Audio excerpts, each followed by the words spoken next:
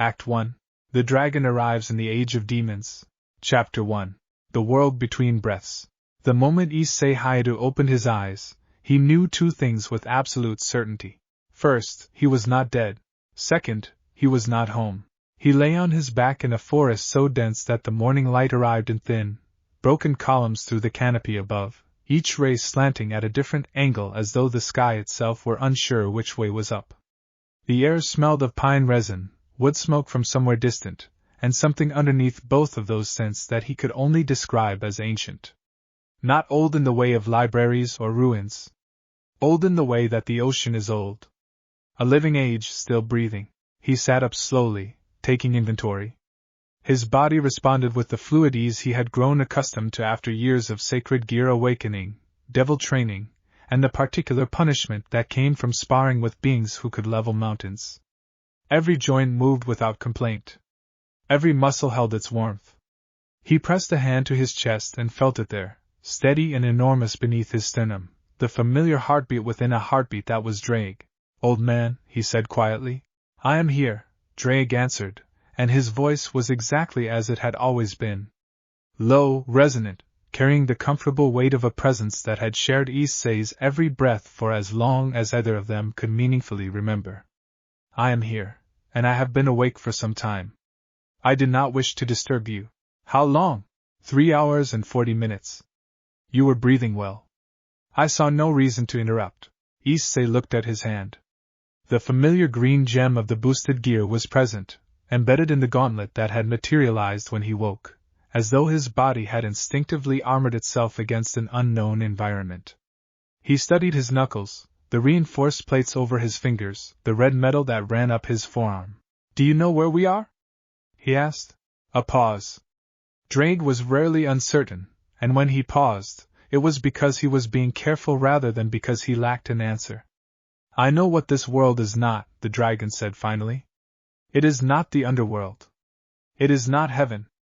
It is not any of the parallel planes documented in the Phoenix Clan archives or the Norse cosmological texts that Rias shared with us during the treaty preparation last autumn. The spiritual density here is of a different character entirely." "Different how?" "In our world, spiritual power is layered. Devil power, sacred power, divine power, fallen power. They exist in strata, and a trained body learns to navigate between them. Here." Another pause. "Here there is only one stratum, and it is deeper than anything I have encountered. As though this world has only one kind of soul fire, but that fire burns at a temperature our world reserves for its highest practitioners." Issei absorbed this. He stood, brushing pine needles from his jacket, and looked around the forest with the careful attention Kaneko had spent a full summer teaching him. Not just looking. Reading. The way the light fell. The direction of wind through the understory. The absence of bird calls in one quadrant, which meant something large had moved through there recently. The presence of a path to the east, barely visible, made by human feet over many years. He started walking east. "You have a plan," Drake observed. "I have a direction. That's close enough for now. Your optimism continues to be either inspiring or alarming. I have not decided which. Let me know when you figure it out." The forest held its silence around him as he walked, and Issei let his senses expand the way Akino had taught him, not actively probing but simply opening the perimeter of his awareness the way a hand opens rather than grasps. He felt the trees as presences. He felt the soil beneath the path as a kind of low, patient conversation between roots and stone. And at the edge of his range, perhaps 1.5 kilometers ahead, he felt something that made every trained instinct in his body go very, very still. It was a human life force. Young. Terrified. And something else was with it. Something that registered in his spiritual awareness as deeply, fundamentally wrong. Not evil in the way that fallen angels were evil, with their corruption of something divine. Not dark in the way that certain devil arts were dark, with their deliberate inversion of light. This was a wrongness of category. A life that had been pulled out of the river it was meant to flow in and forced into a channel it was never designed for. He was running before he had consciously decided to run. Dragon breathing. First form. He did not think of it as technique. He thought of it the way a pianist thinks of breathing while playing, as the substrate beneath all other action. His lungs expanded in the particular pattern he had developed over 18 months of merging his devil-trained body with the breath work he had absorbed from a dozen martial traditions, each inhale drawing in not just air but the ambient spiritual energy of the environment, converting it instantly into the steady, golden warmth that lived behind his sternum alongside Drake. His feet left the path after the third stride. He was moving through the forest at a speed that turned the trees into vertical streaks of brown and green, leaping roots and bracken without breaking his breathing rhythm, and the entire time Drake said nothing because Drake had long since learned that when Issei was in motion towards someone who needed help, commentary was not required. He came over a rise and saw them. A girl. 14, perhaps 15 years old, dressed in a style of clothing Issei did not recognize. A patterned kimono, practical and worn, with a wooden box strapped to her back. She had dark hair and wide eyes, and she was pressed against the base of an enormous oak tree, and she was saying something under her breath that might have been a prayer or might have been a name. The thing in front of her was twice the height of a man and shaped roughly like one, but the resemblance ended at proportion. Its limbs were too long. Its jaw was unhinged at an angle no natural creature could sustain. Its skin was the particular pale gray of a sky before a snowstorm. And its eyes, when it turned them briefly in Issei's direction as his arrival disturbed the air, were not the eyes of anything that had once been human. Issei landed between them. The impact of his feet on the earth sent a ripple through the soil that the girl felt even through her terror, and she flinched, and then she looked up at this stranger who had arrived from nowhere, and whatever she saw in his face made her stop saying the prayer or the name and simply stare. Issei looked at the creature in front of him. It looked back. "Hey," Issei said. "You picked the wrong morning." The creature lunged. Issei stepped into the lunge rather than away from it, inside the reach of those two long arms, and drove his elbow upward with the full rotational force of his hips and the added torque of his devil-enhanced musculature, and the creature's head snapped backward and it went through 3 trees before it stopped moving. The trees did not fare well. The creature rose from the splinters looking dazed in a way Issei suspected it had never felt before, and he was already moving again. Boost. Boost, Drake confirmed, and the doubling of his power registered in his body as a surge of warmth from his sternum outward, and he closed the distance to the creature in a single stride and struck it twice more, not with fury but with the clean mechanical efficiency of someone who had sparred with Serog Bale and lived, and the creature came apart at the seams with a sound like a tree splitting in a storm. Then it was dust. And then it was nothing. Issei turned back to the girl. She was staring at him with an expression that had moved through terror and astonishment, and was now hovering somewhere in the region of absolute bewilderment. "Are you hurt?" he asked. She blinked. Swallowed. "Aye," she started and stopped. "Take your time." She tried again. "That was a demon. I noticed. You killed it in 4 seconds. 3.5, Drake corrected from inside the gauntlet, and the girl stared at the gem with an expression that suggested her capacity for bewilderment had just found new depths. "That spoke," she said. "He does that," Issei confirmed. "My name is Issei Hyoudou. You're safe now." "What's your name?" A very long pause. Then, quietly, with the particular carefulness of someone who has learned that the world does not always deserve the truth but is offering it anyway, "Aoi." "Aoi Kanzaki? Aoi." He crouched to her level, bringing his eyes down from the height that he knew could be intimidating. "How far is the nearest town?" 2 hours on foot. "There is a village. The butterfly estate is half a day beyond that." He did not know what the butterfly estate was. But there was something in the way she said it, a particular mixture of reverence and relief and trust, that told him it was the kind of place people went when they needed safety, and that information, in this moment, was enough. "Then we walk," he said. "Stay close. And if anything else comes out of the trees, put the box down and get behind me."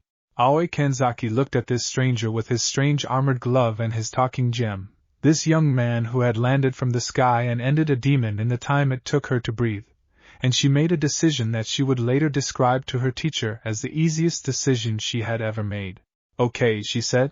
They walked east together into the morning light, and the forest accepted them, and behind them the dust of what had been a demon settled gently into the roots of the broken trees. Chapter 2. The Butterfly Estate. The village was called Hazuki, and it had the particular character of a community that had learned to be afraid. Issei recognized it not from anything the buildings or the people said directly, but from the things they did not say. The way the shutters of the market stalls were built to close quickly. The way the older residents moved through the streets with the peripheral awareness of people who had learned not to be caught facing the wrong direction. The way no one lingered outside past mid-afternoon, even though the sky was still fully light. He and Aoi moved through it without stopping. She had recovered her composure with a speed that impressed him, the fear cycling through and out of her expression within 20 minutes of leaving the forest, replaced by the brisk competence of someone who had been trained to function despite being frightened. She answered his questions about the village in clipped, informative sentences, gave him directions without being asked, and watched him from the corner of her eye with the thoughtful attention of someone building a case. He let her build it. "You are not from here," she said, as they cleared the last of the village houses and took the road north. "No. You are not from anywhere nearby." "Correct. Your clothes are strange. Your fighting style is stranger. And she gestured at his hand, "whatever that is on your arm." "Boosted gear," he said. "It is a sacred gear. A divine artifact. In my world, about 1 in several thousand people is born with one." "Your world," she repeated carefully. "I come from a different world. I don't know exactly how I got here. I was not planning the trip." A pause on her part, during which she appeared to be running his statement through some internal verification process. Then, with a precision that reminded him powerfully of Ravel, "A different world." As in, not a different country or a different land. As in, a different, she seemed to search for the right word, reality. "That's one way to put it. And you arrived this morning. In the Tanba forest. Woke up there, yes? And the first thing you did was run toward a demon that was about to kill me." He glanced at her. "Is that surprising?" She looked at him with an expression that was not quite a smile but carried the warmth of one. "Most people run in the other direction. Most people haven't trained to be faster than the thing they're running toward." That did produce a smile, brief and controlled, but present. She faced forward again. "The Butterfly Estate is where Shinobu-sama trains her students. The Insect Hashira. She will want to know about you." The Insect Hashira, one of the 9 pillars of the Demon Slayer Corps. The greatest swordsmen and swordswomen in the country. They protect people from demons. Issei considered this. "And the demons? What are they?" Something shifted in her face. He saw it even in profile, a tightening around the eyes, a slight compression of the mouth that spoke of grief that had been compressed over time into something smaller but not emptier. "Humans who have been turned," she said, "by a demon named Muzan Kibutsuji. He is the first. The origin. He can take a human being and change them into something that cannot enter sunlight, that can only be killed in specific ways, that must eat human beings to survive. And the ones who serve him directly? The 12 Kazuki. 6 lower moons and 6 upper moons. The upper moons are the strongest demons in existence. They are ancient, some of them. They have killed Hashira." Another pause. "They have killed many Hashira." Issei walked in silence for a moment, processing the shape of this world. A single malevolent origin point generating a hierarchy of corrupted beings, some of which were powerful enough to kill the world's best fighters with regularity.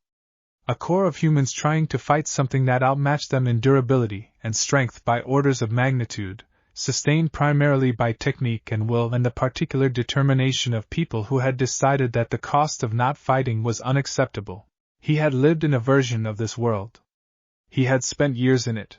"How long until we reach the estate?" he asked. "At this pace, 3 hours. "I can go faster if you need," she offered, and he heard in the offer that she was capable of significantly more than her current pace, that she had been moderating herself to match him. He nearly laughed. He matched her actual pace instead, which was considerably quicker, and she adjusted without comment, and they covered the distance in 2 hours and 10 minutes. The Butterfly Estate appeared between the trees with the quality of a painting, all soft lines and carefully tended gardens and the pale purple of wisteria cascading from every available surface. It was beautiful in a way that felt deliberate, as though beauty had been built here as a form of statement, a proof that even in a world where darkness came calling in the night, the people inside had not surrendered the right to make things lovely. A girl with a butterfly kanzashi in her hair was sweeping the entrance path, and she stopped sweeping and stared at them as they approached. Aoi raised a hand in greeting. Kaneo. Is Shinobu-sama in? The girl named Kaneo looked at Aoi, and then at Issei, and then at the gauntlet on his arm, and then back at his face. Her eyes were exceptional, a quality of stillness in them that reminded Issei of Akino in her most focused moments. She nodded once. Then please tell her we have a guest, Aoi said. An unusual one. Kaneo set down her broom with care, turned, and walked inside. Issei watched her go. She doesn't speak much, Aoi said quietly. But she understands everything. I can tell, he said. They waited at the entrance for perhaps 4 minutes. Then the inner door opened and a young woman stepped through it, and everything about her was small and precise and absolutely exact, as though she had been arranged by someone who understood that precision was its own form of power. Her hair was pulled up with a butterfly ornament. Her haori was patterned with wisteria and gradations of purple. Her eyes were the particular shade of dark purple that only appears in people who have learned to be far more dangerous than they look. She looked at Issei with those eyes for a long moment. Aoi, she said, and her voice was warm and carrying and slightly playful, you were supposed to collect medicine from the village. You appear to have collected something considerably more interesting. He saved my life, Aoi said. There was a demon in the Tamba forest. A strong one. He dealt with it in under 4 seconds. 3.5, Drake said. Shinobu Kocho's eyes moved to the gem in the gauntlet, and her expression shifted from warm precision to something considerably more calculating. Your arm speaks, she observed. My partner speaks, Issei corrected. He lives in the gauntlet. His name is Drake. My name is Issei Hyoudou. She considered him for another moment. Then she smiled, and it was the kind of smile that carried warmth and sharpness in equal measure, a smile that said she was delighted to meet him and also that she was already 3 moves ahead. Issei Hyoudou, she said. Please come inside. I will have tea prepared, and you will tell me everything. And I do mean everything. That might take a while. I have time, she said pleasantly. And a great deal of curiosity. The two things together tend to produce comprehensive conversations. Issei stepped through the door of the butterfly estate, and behind him the wisteria swayed gently in the late afternoon breeze, and Kaneo watched from the corner of the garden with her still, attentive eyes. Above them, the first stars were beginning to appear. Night was coming. Chapter 3. Tea and Poison. The room Shinobu chose for their conversation was small, with sliding paper doors that opened onto the garden, and it smelled of the particular combination of herbs and clean cloth that Issei associated with healers. A student appeared with tea and then disappeared with the smooth efficiency of the butterfly estate's training made visible. The tea was fragrant and pale green, and it was, Issei noted, almost certainly medicinal in some way he didn't fully understand. Shinobu sat across from him with her legs folded and her hands in her lap and her dark purple eyes moving over him with an attention that catalogued rather than watched. Aoi had settled to the side, still carrying the wooden medicine box, unwilling to leave before she understood how this would resolve. Begin at the beginning, Shinobu said. And spare no detail. So he told her. He had learned, over years of navigating the politics of the supernatural world of his origin, that the quality of your information given often determined the quality of the alliance offered in return. He told her about the boosted gear and about Drake. He told her about devils and sacred gears and the 3-faction world he came from. He told her about the training, the battles, the heavenly dragon heritage that sat in his left arm like a second heartbeat. He told her about waking up in the Tamba forest, and the spiritual density that Drake had described and the wrongness he had sensed in the demon before he killed it. Shinobu listened without interrupting. This was unusual. Most people, confronted with the story of a universe of supernatural factions and divine artifacts and dragons and gauntlets, asked questions early. She did not. She sat with the stillness of someone storing information rather than reacting to it, and only when he finished did she speak. The demon you killed this morning, she said. Describe its physical characteristics more precisely. He described them. The proportions, the unhinged jaw, the pale gray skin, the non-human eyes. She nodded. A mid-rank demon. Perhaps rank 4 or 5 of the lower moon hierarchy. Significantly above what a civilian would survive and roughly equivalent to what a corps member at the early stages of their training could defeat, given time and proper technique. A pause. You defeated it without a blade. I don't carry one. The corps uses Nichiren blades.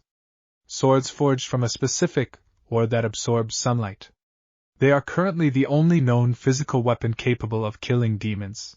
My fists work. A brief, genuine flicker of amusement crossed her face before she controlled it. So Aoi described. What she did not describe, because I suspect she does not know the term for it, is the breathing technique you used. I could see from her account that your movement patterns were not ordinary physical technique. She said you arrived as though you had fallen from the sky, which suggests aerial displacement at significant speed. She said your strike sent the demon through 3 trees. 3 trees, approximately. That level of force is not achievable by any current breathing practitioner I know of, regardless of form or total concentration level. Issei set down his teacup. What do you know about total concentration breathing? She tilted her head. It is the foundation of all demon slayer combat technique. A practitioner learns to inhale to maximum lung capacity at all times, increasing oxygen saturation throughout the body and converting that physical enhancement into combat power.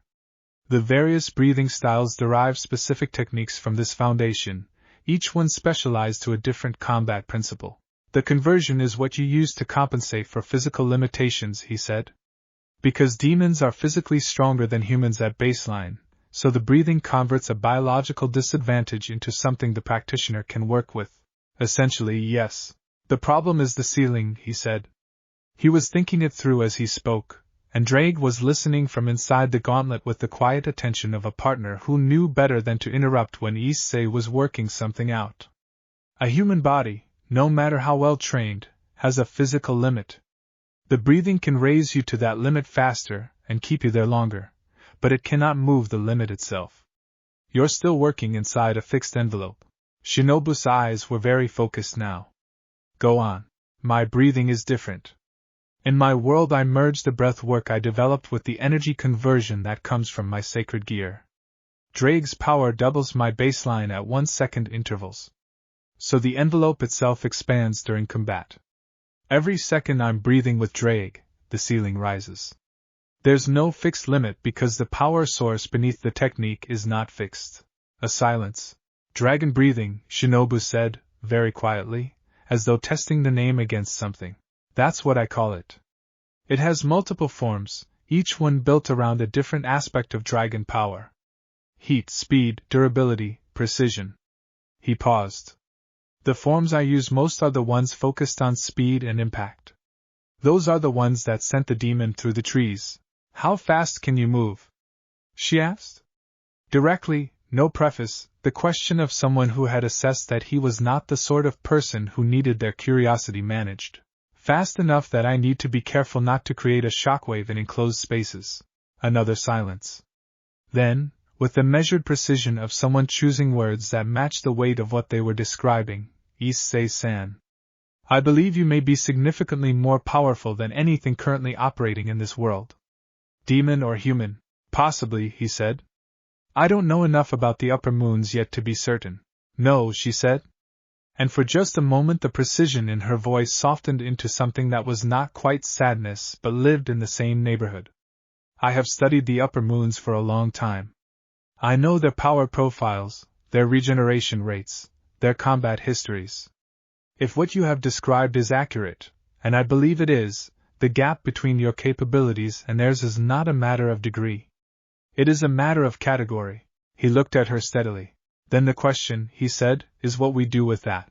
She looked back at him with her dark purple eyes and the precision of her training and the grief that lived behind both of those things, and she said, the question is exactly that. And I confess, her voice shifted, warmer and sharper at once, that I have never before had to ask it from a position of hope rather than desperation. It is a rather extraordinary change. Aoi, from her corner, let out a breath that she had apparently been holding for quite some time. Outside, in the garden, Kaneo had stopped pretending to check on the plants and was standing very still, facing the paper door, listening with all of her exceptional attention. Issei picked up his tea and drank. It was cool now. It was still clearly medicinal. He drank it anyway, because the healer had offered it, and in his experience you didn't refuse what the healer offered. Tell me about Musen Kibutsuji, he said. And Shinobu began to talk, and the night deepened around the butterfly estate, and somewhere in the forest a demon was hunting, but it would not reach the estate, because something new had arrived in the world, and it had landed between the hunters and their prey, and it was not planning to move. Chapter 4. Sun-chakra and the Mark of Turning. He was given a room at the estate. He accepted it without protest, because declining would have been inefficient and because the futon and the quiet were both genuinely welcome after a day that had included dimensional displacement, a demon fight, and 2 hours of the most information-dense conversation he had experienced since the peace summit between the 3 factions. He lay on the futon and stared at the ceiling and let the information settle. You are thinking, Drake said. Always. You are thinking about the demons. I'm thinking about what she said about the curse. He had listened carefully to Shinobu's description of Musen's blood, about the mechanism by which a human was turned, about how the transformation overwrote the original person and left something driven by hunger and the compulsion of Musen's will. She described it as a rewriting. The blood enters a human body and it changes the fundamental rules the body operates under. Different cellular structure, different energy requirements, different relationship to sunlight. You are wondering if it is reversible, Drake said. She said no one has ever reversed it. She said the only current method of helping a demon is to kill them, because some of them, at the moment of death, return to something like their original humanity. A bleak mercy. Yes. But she also said, he pressed the back of his hand to his forehead, watching the ceiling, that she has been working on a poison. Something that would weaken them to the point where sunlight could work. She is trying to find a way to fight that doesn't require the level of physical combat skill that the Hashira have. Because the Hashira are few, and the demons are many, and people keep dying in the gap between those 2 facts. She is a scientist, Drake said, with something in his voice that might have been approval. She is. And she is trying to solve the right problem. But she is solving it from inside the frame of what her world's resources can provide. He sat up, reaching for the mental architecture he had built over years of training with Rias and Aquino and Ravel and all the others who had shaped how he thought about power. What if the answer is not to weaken the demons but to address the curse itself? You are thinking about your sun-chakra, Drake said.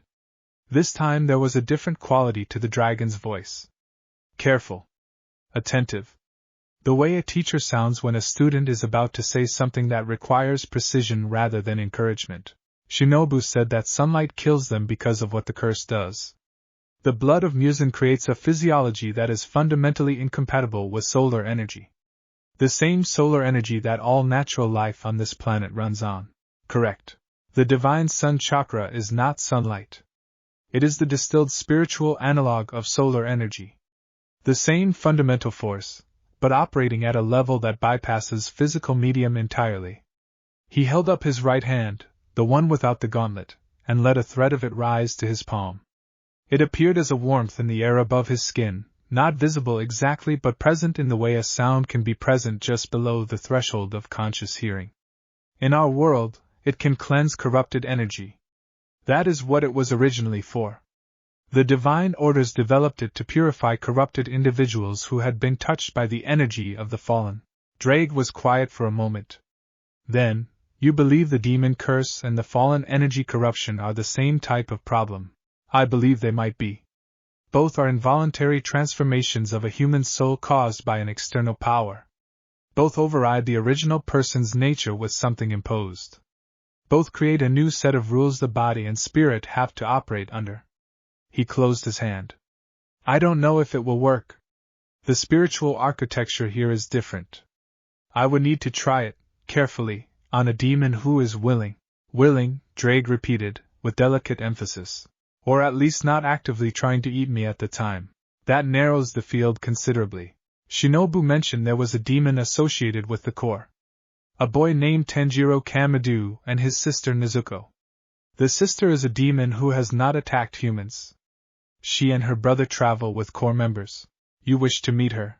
I wish to understand what she is. If she has maintained her human will inside the demon transformation, it suggests that the original person is not completely overwritten. That there is something still present that could, theoretically, be reached. He lay back down. I'm not promising anything. I'm not even hoping yet. But the question is worth asking, and the only way to ask it is to try. Drake was quiet for long enough that Issei thought he might have said something wrong. Then the dragon spoke in the tone he used when he was about to say something he had been turning over for a while. Issei. In our world, you have used the sun-chakra once in a live situation. Against the fallen angel Kokabeel, when he had corrupted the ley line beneath Ko Academy. You used it to cleanse the corruption, and you were unconscious for 16 hours afterward. I know. That was a ley line. A structural feature of the world's spiritual foundation. What you are proposing is to use the same technique on a living being, one whose entire biological and spiritual architecture has been remade by a power we do not fully understand. I know that too. I am not saying don't try. I am saying be prepared for consequences that are not in any reference material either of us has access to. When have I ever done anything where the consequences were fully mapped out? A pause. Then, with the particular warmth that only appeared in Drake's voice when he was both amused and genuinely fond, never.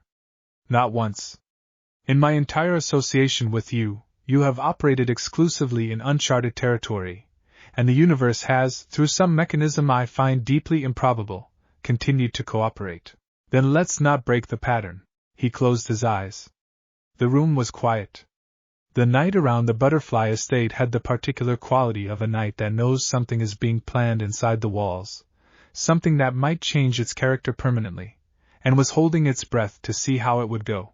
In the garden, under the wisteria, Kaneo sat with her coin in her hands and looked at the sky. She had heard everything. The walls of the butterfly estate were paper and wood, and her hearing had been exceptional since childhood. And the young man with the strange gauntlet spoke to his partner without lowering his voice because it apparently did not occur to him to be secretive about his plans. She turned the coin in her fingers. Heads meant one thing. Tails meant another. She had been relying on the coin for years, ever since Kane-sama had taught her that a coin could start a decision when her own will could not. She did not flip it. For the first time in as long as she could remember, she set the coin in her pocket, still unflipped, and made the decision herself. Tomorrow, she would go and speak to him. Chapter 5. The Sound of Kaneo. She came to find him in the early morning, before the rest of the estate was fully awake. He was in the training yard behind the main building, moving through the forms of dragon breathing at roughly half speed, which still meant that anyone watching with untrained eyes would have seen only a series of blurs and afterimages and the occasional shockwave disturbing the practice yard's gravel. He stopped when he sensed her at the edge of the yard and turned to look at her. She stood in the entrance of the yard with her hands folded in front of her, and her coin nowhere visible, and her exceptional eyes fixed on a point roughly at his collarbone, which was the particular place people looked when they were paying attention to someone without wanting to make direct eye contact. "Good morning," he said. She nodded. He waited. Aoi had told him, briefly, the outline of Kaneo's history. The way she had been found in circumstances that had taught her silence as survival, and only slowly learned to fill that silence back in. He did not fill it for her. He sat down on the edge of the yard's veranda and looked at the garden and gave her time. Eventually she came and sat beside him. Not close. A careful distance, the distance of someone who was present by decision rather than comfort. "You're a demon slayer," he said. Not a question. She nodded. "Shinobu-san trained you." Another nod. "You heard what I said last night. About the sun-chakra and the possibility of addressing the curse." A pause. Then, in a voice that sounded as though it was coming from a place that required significant effort to reach, she said, "Yes." "Does it seem impossible to you?" She looked at him for the first time, directly, and her eyes were the kind that processed information at a depth most people reserved for their most protected inner thoughts. She looked at him for a full 5 seconds. Then she said, very carefully, "Kane-sama used to say that the impossible things were the ones most worth trying, because no one had ever tested them." He absorbed that. Who was Kane-sama? Something moved through her face. Grief, old and present at the same time, the kind that does not diminish with time but simply becomes something a person learns to carry while still being themselves. Shinobu-sama's sister. The previous flower Hashira. A pause. She was killed by Doma. Upper Moon 2. The casual, specific weight with which she said the name told him everything. Upper Moon 2. Not an abstraction. A person. A demon who had a number and a face and a history that included the death of someone Kaneo had loved. I'm sorry, he said. She looked back at the garden. Shinobu-sama has been trying to kill him for years. She has been building a poison strong enough to work on an upper moon for years. She has been patient for years. She paused. She has been patient because there was no other option. If there is another option now, her voice did not waver, it was simply very quiet, then Kane-sama's death should have been the last one of that kind. He looked at her profile. She was young in the same way that Kaneko was young, which was to say that the experiences she carried gave her a depth that had nothing to do with years and that the youth was visible not in her judgment, but in the particular quality of her hope. The hope of someone who has not yet been disappointed enough times to protect themselves from it. He decided then that he was going to do everything in his power to ensure that the hope was justified. Can you show me what flower breathing looks like? He asked. She looked at him. Why? Because I want to understand the foundation of what you work with before I start making assumptions about what my techniques can add to it. And because, he said honestly, watching someone execute a thing they have mastered is one of the best ways to understand the world they're operating in. A pause. Then she stood, and moved to the center of the yard, and took her blade from its sheath in a single motion, and the morning light caught the blade as it came free and painted it the pale gold that Nichiren swords carried, and she began. Issei watched. He had watched good sword work before. He had sparred with Irina and her divine sword. He had watched Zenobia execute her techniques with Durandal. He had studied film of Kenjutsu masters and attended demonstrations of the Citri clan's blade arts, and observed Sona's personal guard put a practice squad of Phoenix fighters on the ground in under a minute. What Kaneo did was different. It was different in the way that a natural phenomenon is different from a constructed one. The sword moved through forms that were named after flowers, and they looked like the thing they were named after, not in a decorative sense but in the functional sense of a plant finding its most efficient form. There was no wasted motion. There was no performed elegance. The beauty was a byproduct of perfect function, and the perfect function was built on a breathing pattern that he could hear now that he was listening for it, steady and deep and constant, the foundation beneath everything else. She finished and came back to the veranda, and sheathed her blade. Total concentration breathing, he said. You maintain it through the entire sequence. Yes. Does it feel different when you're in it? The breathing. Is there a quality to your awareness? She thought about this. Clearer. Everything is clearer, and closer, and she seemed to be searching for words that did not usually live in the space she occupied, like the world slows down because you are moving through it faster. He nodded. In dragon breathing, the same thing happens. But the source of the clarity is not just the oxygen saturation. It is the drag resonance, the doubling. The doubling, yes, but also the shared attention. Drag observes things I miss and translates them into my body's responses before I consciously process them. It is like fighting with a partner who has been watching the situation from a slightly different angle than you and feeding you the difference in real time. She considered this. Then, quietly, I think, she said, that the coin helped me do something similar. Before I learned to decide for myself. It was like having a small pause, a partner outside my own hesitation. That's a beautiful way to put it, he said. She looked at him directly again. This time she did not look away immediately. She held the eye contact for a deliberate moment, the way someone does when they are filing a decision rather than simply experiencing one. Then she stood. Aoi-chan will be starting breakfast preparation. I should help. I'll come, he said. I can carry things.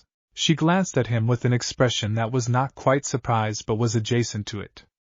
Then she turned and walked toward the kitchen, and he followed, and Drake said nothing at all, which was its own form of comment. Chapter 6. Dispatches from the Wisteria Corps. The message arrived by Crow on the third day. Issei was in the garden helping Aoi sort and dry herbs when the crow landed on the estate's main post with the trained precision of a creature that had spent its entire life as a message delivery system. It ruffled its feathers and announced the sender in the particular self-important tone of court crows, and Shinobu came from the interior of the estate and listened and thanked it, and fed it, and sent it back, all with the efficiency of long practice. She came to find Issei afterward with a look on her face that was thoughtful in a way that carried weight. The Flame Hashira is requesting an emergency meeting of all available Hashira, she said. There has been an incident. Upper Moon 3 was sighted in the vicinity of the Mugen train, which was reported missing 3 days ago along with 200 passengers and the former Flame Hashira Shinjuro Rengoku. Issei set down the bundle of dried valerian. How many Hashira will attend? Rengoku Kaijuro is already there. He will have been fighting since the night of the sighting. Yuzui Tengen is traveling from his mission in the northwest, and will arrive in approximately 2 days. Tomioka-ju is closest, and should be there within hours. She paused. The others are scattered across active missions. Realistically, 3 or 4 Hashira total. And Upper Moon 3. Akaza, she said, and the name had a particular texture to it. He is the reason the Upper Moon hierarchy is feared as qualitatively different from anything below it. The gap between Upper Moon 6 and Upper Moon 5 is significant. The gap between Upper Moon 3 and everything below it is, she chose her word carefully, definitive. Issei was quiet for a moment, running the available information through the framework he had built over 3 days of conversation with Shinobu and Aoi and the core documents Shinobu had shared with him. He had a better picture now of what the Upper Moons represented. Not just in terms of raw combat power, which was substantial, but in terms of duration. Akaza had been a demon for at least a century. A century of combat experience layered over whatever the Musen transformation had done to his baseline physical capabilities. I'd like to come, he said. Shinobu looked at him with the precise attention she brought to all significant statements. I anticipated you would say that. My concern is not your capability. My concern is the absence of information. Neither I nor Tomioka nor Rengoku have any framework for integrating your techniques into a coordinated response.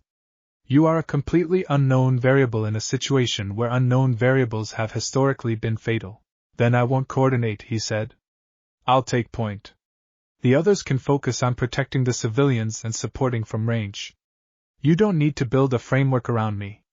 Just give me the location and let me be the part of the plan that doesn't require the others to put themselves in Akaza's reach. A pause.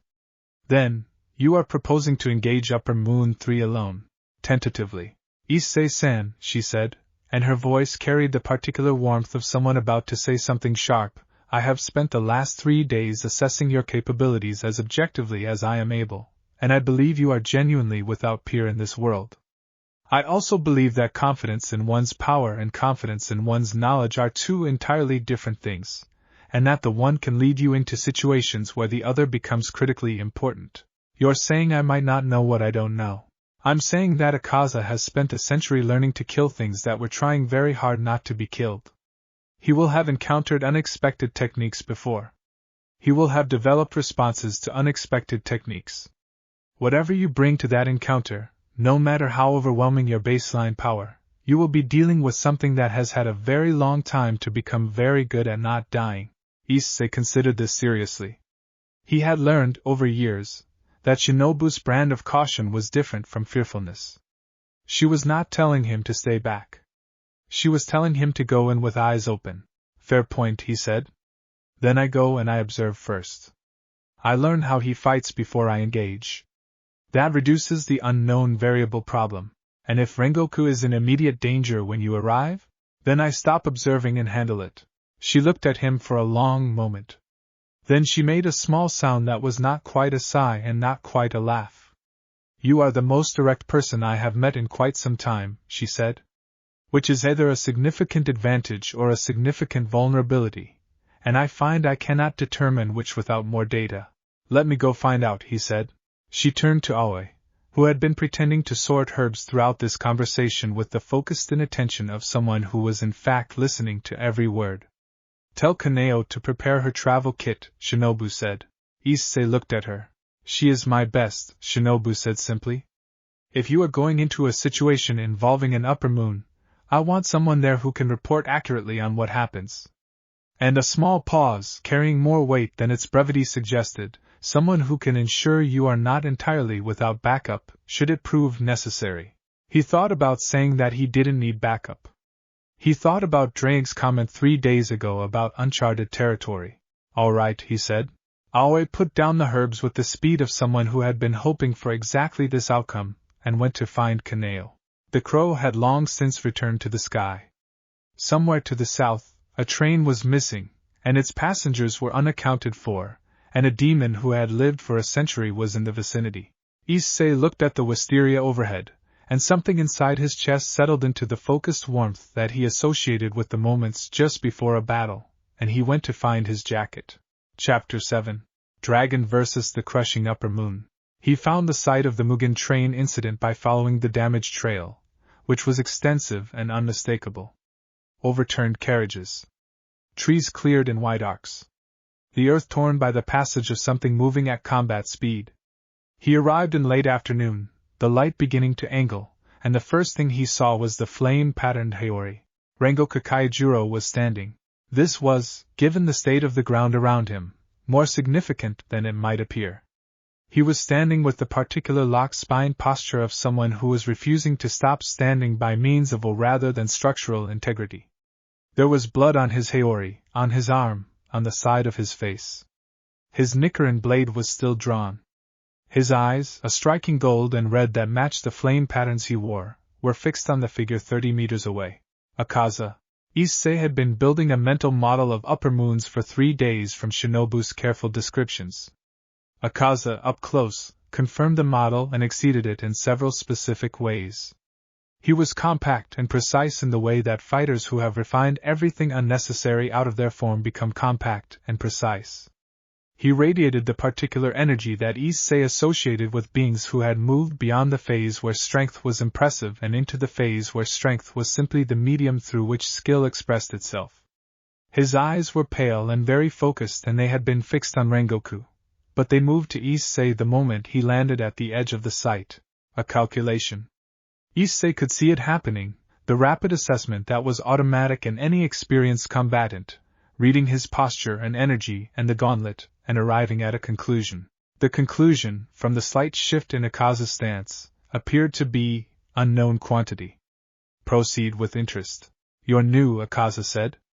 His voice was pleasant in the way of someone who found most situations interesting. Arrived 3 days ago, Issei confirmed.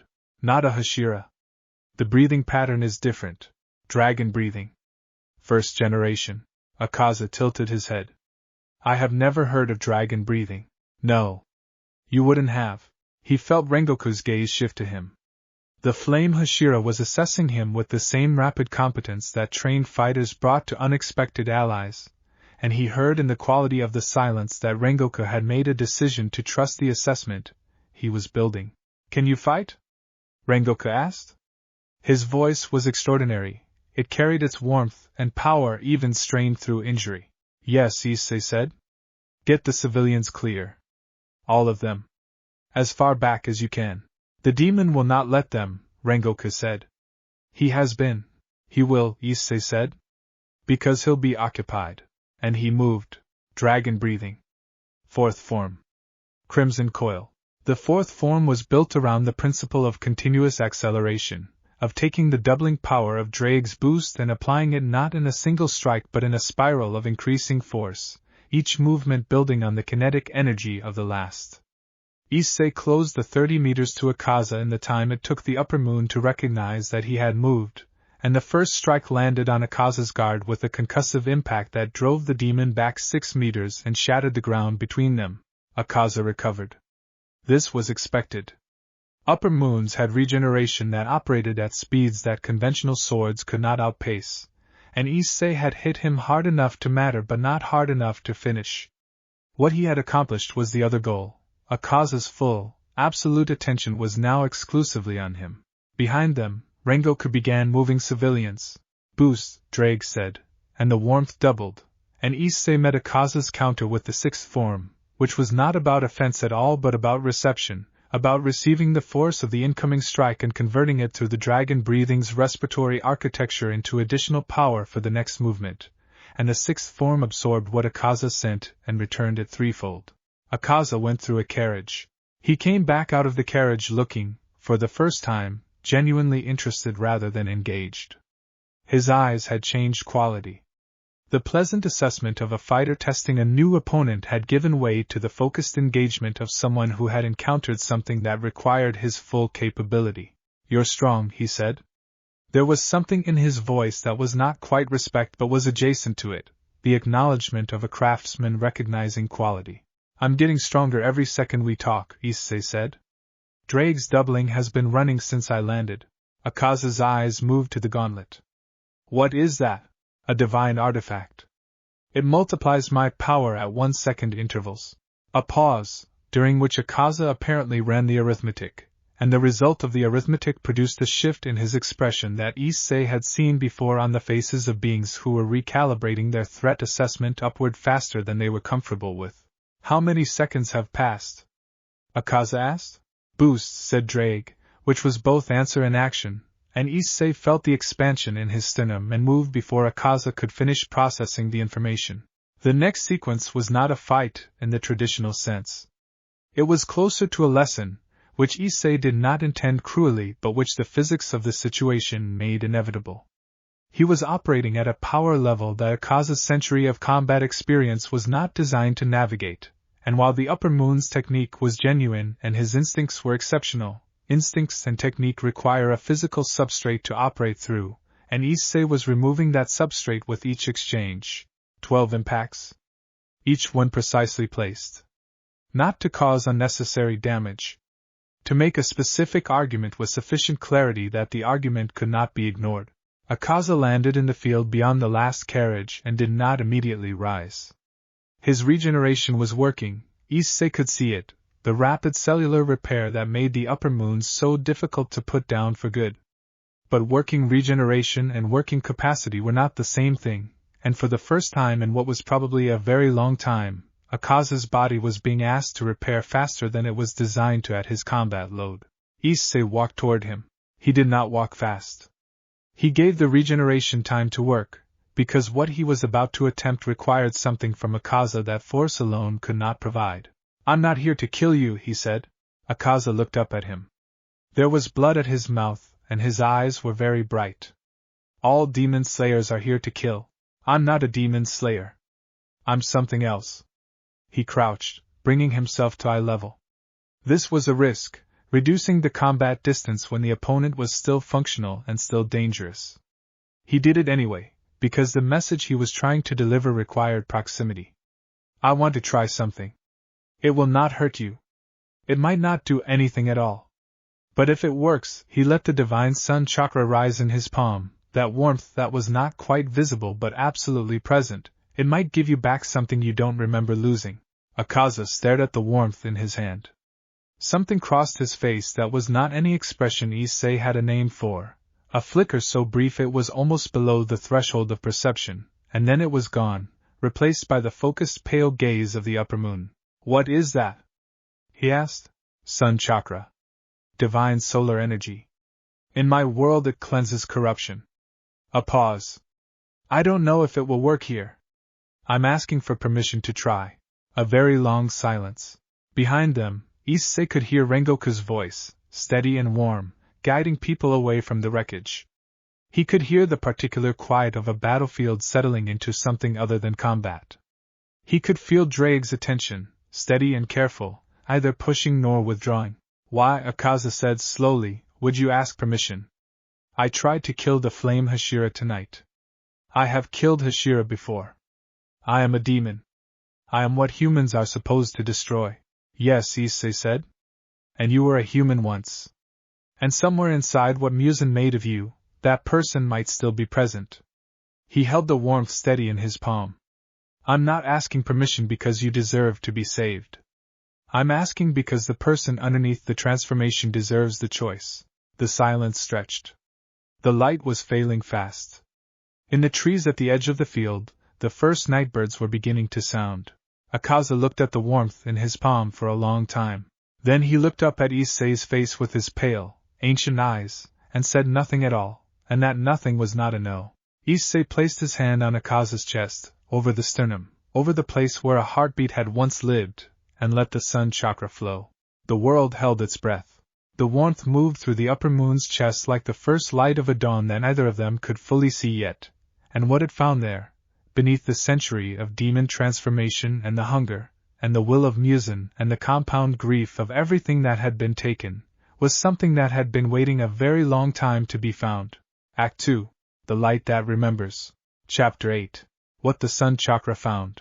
The warmth did not work the way Issei expected.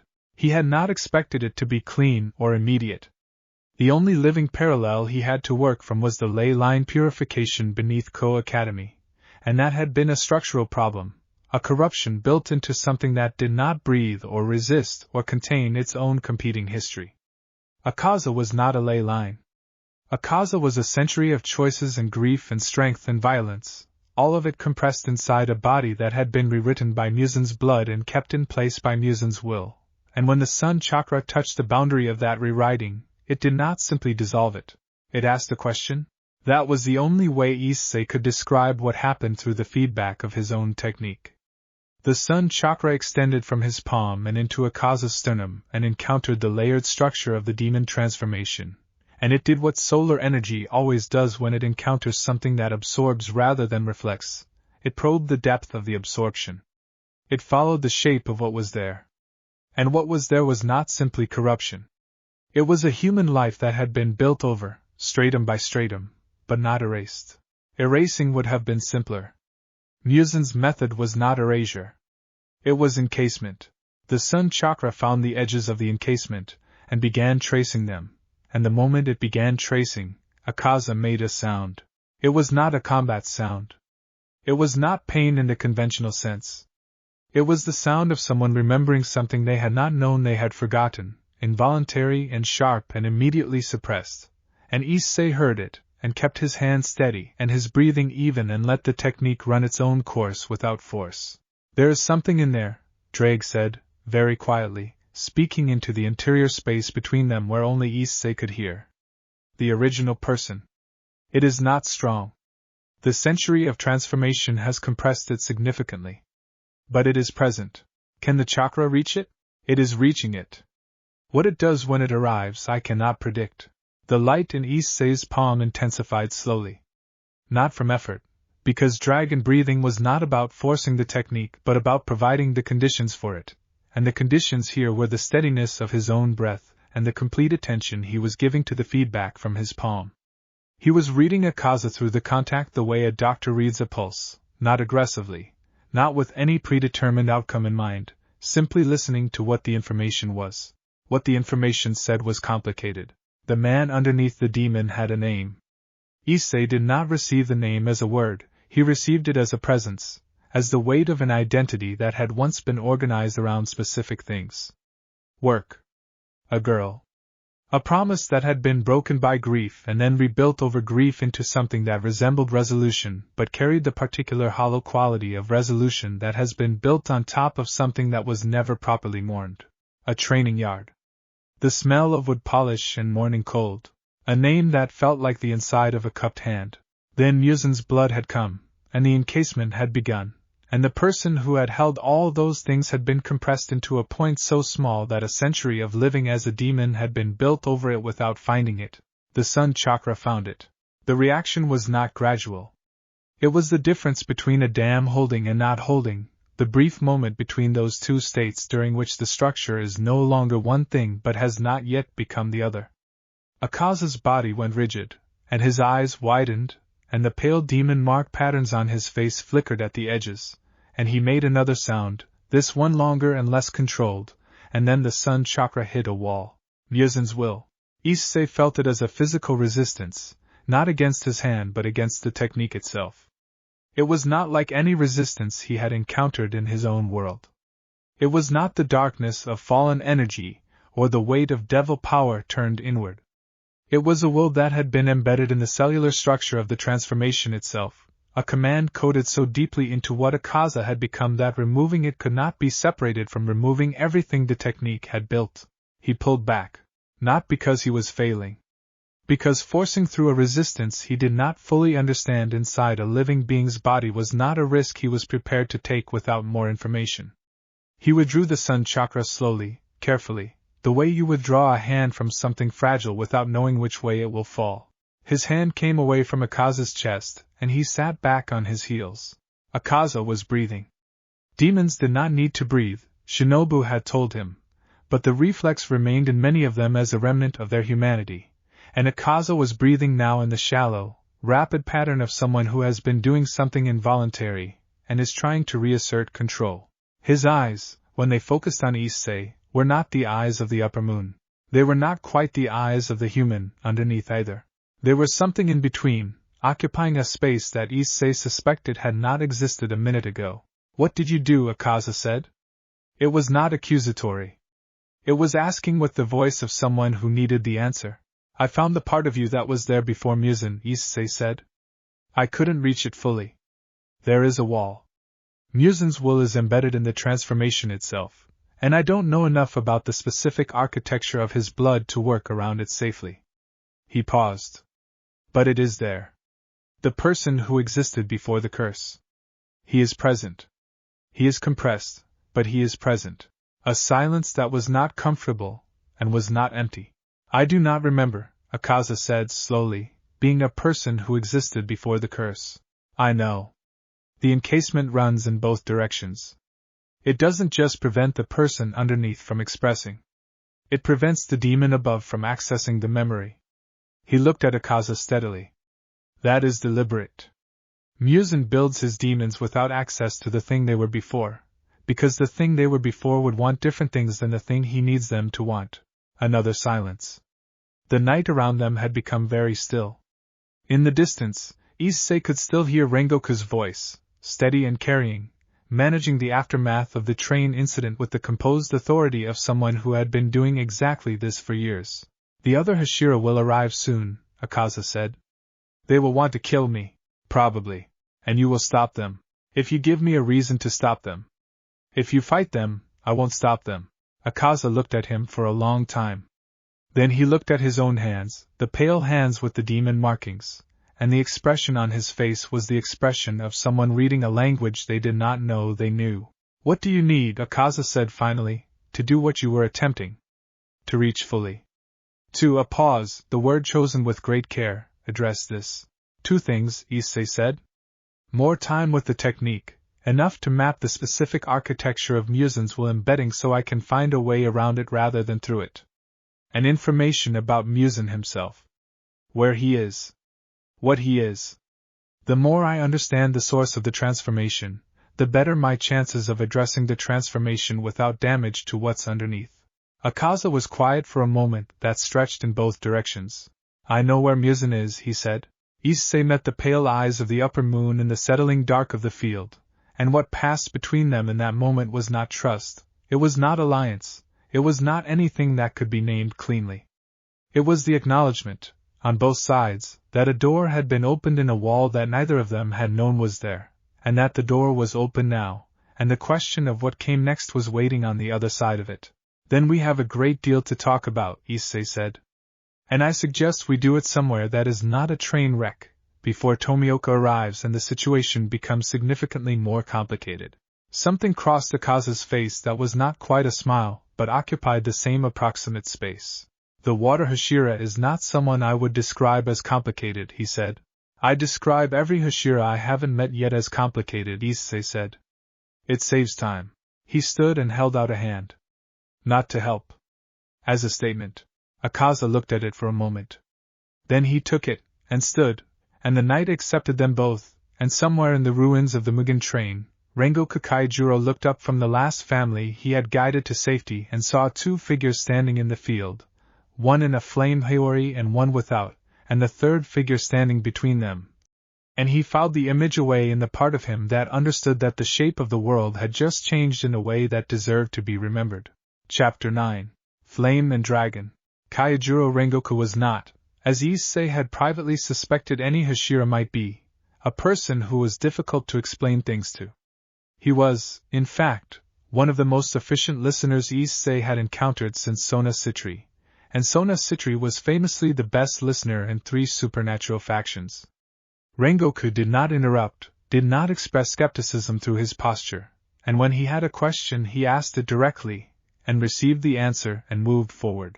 He was also, despite the blood still visible on his haori, and the arm he was holding with the careful stillness of something that had been damaged significantly, standing with the kind of warmth that filled a space the way a hearth fills a room.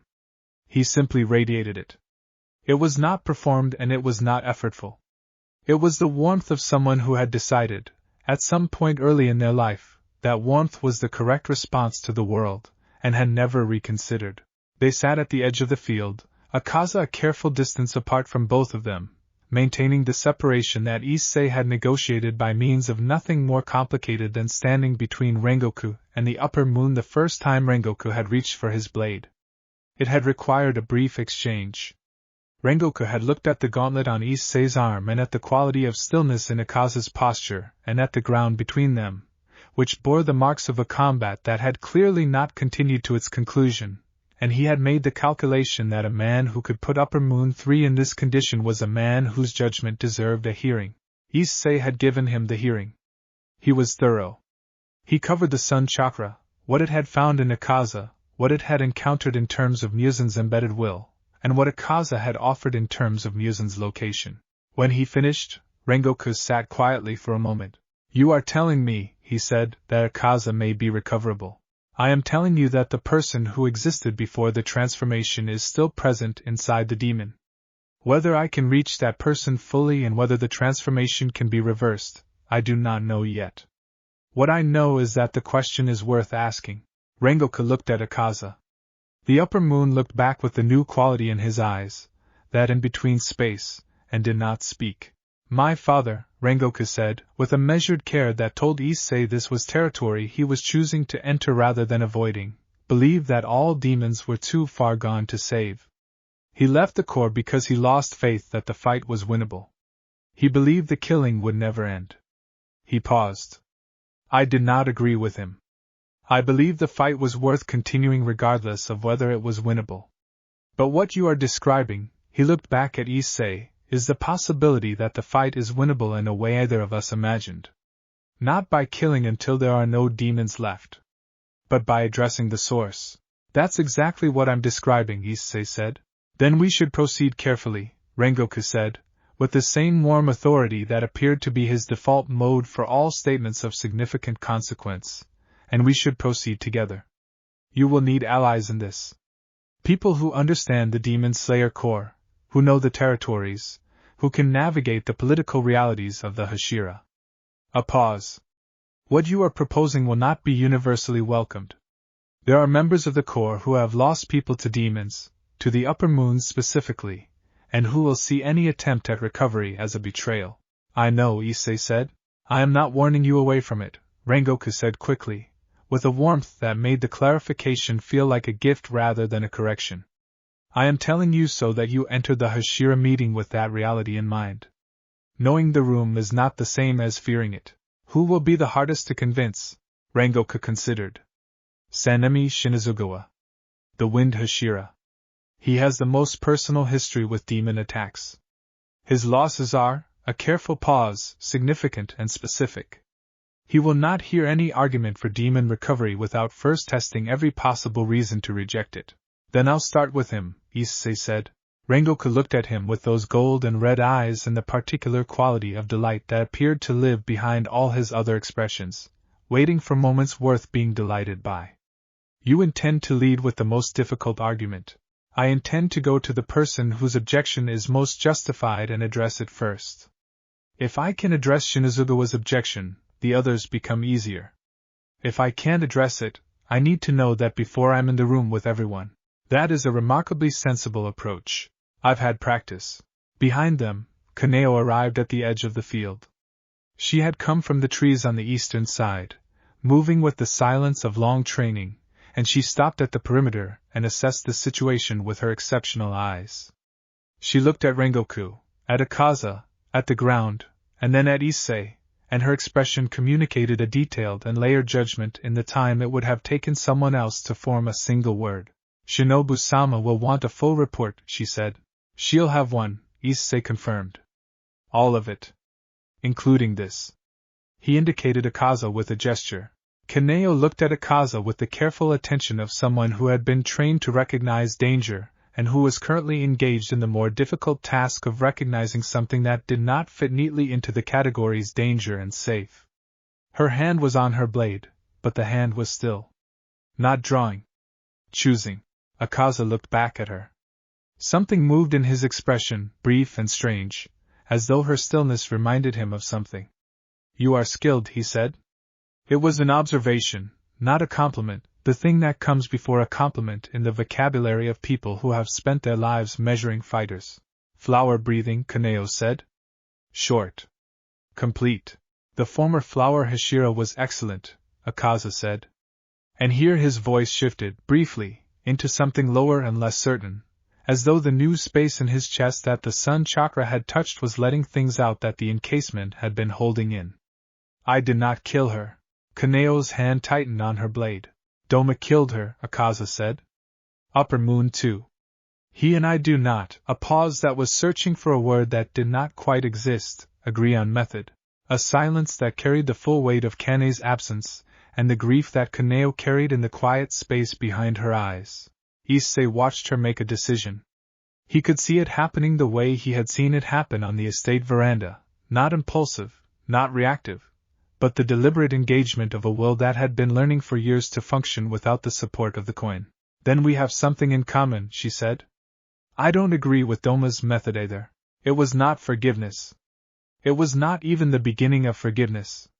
But it was the opening of a door in a wall, and Issei recognized the sound it made because he had heard the same sound less than an hour ago, and he thought, very briefly, of Shinobu building her poison for years in the absence of any other option, and felt the particular quiet of someone who has just been handed an option that was not available before. Rengoku looked between the three of them and then up at the sky, which was beginning to carry the first gray thinning of approaching dawn. We should move, he said.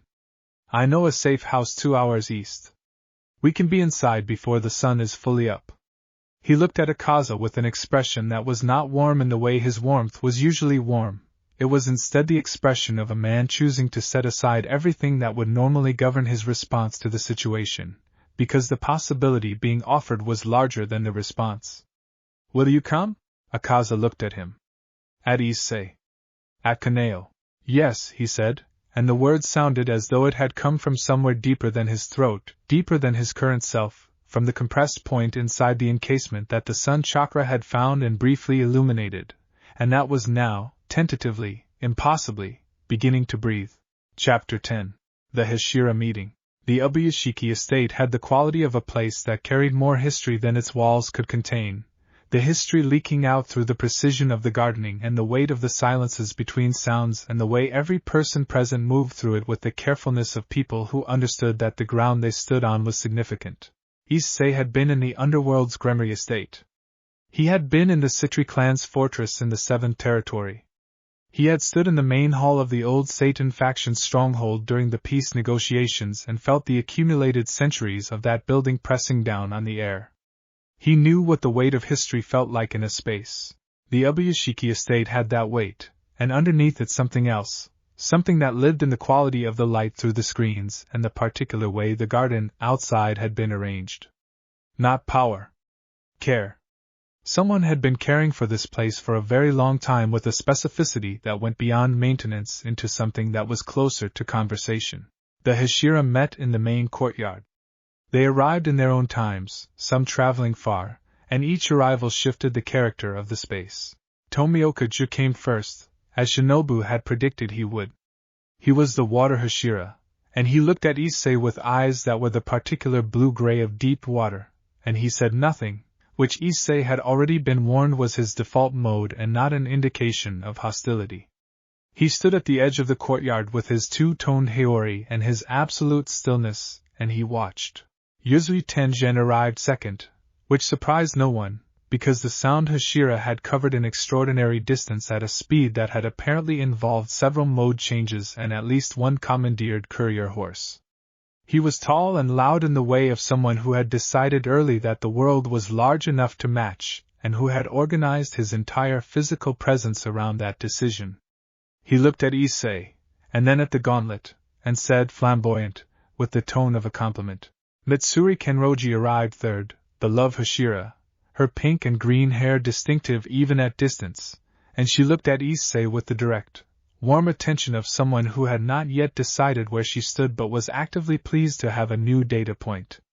She smiled, and the smile was genuine and full, the smile of someone who had retained the capacity for genuine delight despite everything that came with being a Hashira, and Issei found, somewhat unexpectedly, that the smile made him feel more welcome in the room than anything that had been said to him since arriving. Abanai Iguro came and stood beside Mitsuri with the focused lateral attention of the serpent Hashira and the snake Kaburama draped across his shoulders, and he looked at Issei with the specific expression of someone who had assigned themselves the task of finding whatever was wrong with this situation and was applying serious effort to the task. Michiro Takito arrived next, the Mist Hashira, the youngest of them, with his pale green eyes and his particular brand of remote attention that was not hostility and was not warmth but was instead a quality of precise observation that reminded Issei powerfully of an aspect of Rias that Rias only showed in analytical mode. Jyomi Himejima came last. The stone Hashira was the largest man in the courtyard by a significant margin, and he was saying a prayer, beads moving through his massive hands with the practiced ease of long habit, and his sightless eyes were turned upward with an expression of focused calm that Issei recognized as the expression of someone who was not passive but was grounded. The expression of someone who has found the thing they are standing on, and is standing on it fully. And then Sanemi Shinizugawa arrived. He arrived with the energy of a weather system that has decided to concentrate itself in a specific direction, and that direction was, from the first moment he crossed the courtyard threshold, Issei. He had the scarred face of someone who had been in more fights than anyone his age should have been in, and his eyes were the particular pale green of someone who has converted grief into forward motion for so long that the grief and the motion have become indistinguishable. "Who are you?" he said. Not a question. A declaration of intent to receive an answer. Issei Hyoudou. Dragon breathing. "I arrived in this world 9 days ago."